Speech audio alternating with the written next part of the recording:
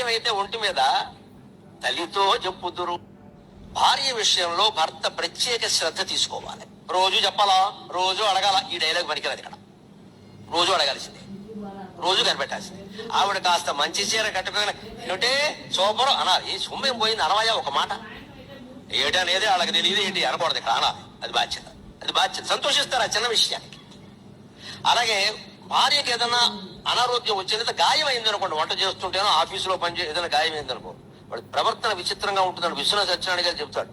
తల్లితో చెప్పుదురు మరి తనయులకు నువ్వు చెప్పుదురు, తల్లితో చెప్పుదురు మరి తనయులకు నువ్వు చెప్పుదురు. చిత్రమైనది స్త్రీ జగత్తు, చిత్రమైనది స్త్రీ జగత్తు. అతివ దుఃఖం ముగని భర్త అడుగవలయు, అతివ దుఃఖం ముగని భర్త అడుగవలయు. చెప్పకయ్య తప్పనప్పుడు చెప్పుదురది.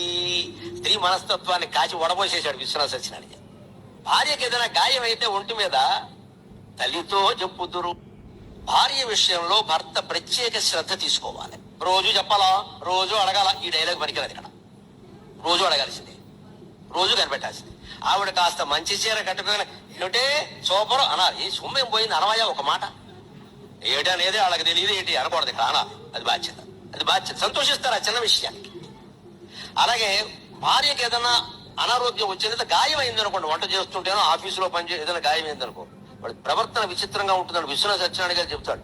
తల్లితో చెప్పుదురు మరి తనయులకు నువ్వు చెప్పుదురు, తల్లితో చెప్పుదురు మరి తనయులకు నువ్వు చెప్పుదురు. చిత్రమైనది స్త్రీ జగత్తు, చిత్రమైనది స్త్రీ జగత్తు. అతివ దుఃఖం ముగని భర్త అడుగవలయు, అతివ దుఃఖం ముగని భర్త అడుగవలయు. చెప్పకయ్య తప్పనప్పుడు చెప్పుదురది. స్త్రీ మనస్తత్వాన్ని కాచి వడబోసేశాడు విశ్వనాథ సత్యనారాయణ. భార్యకి ఏదైనా గాయం అయితే ఒంటి మీద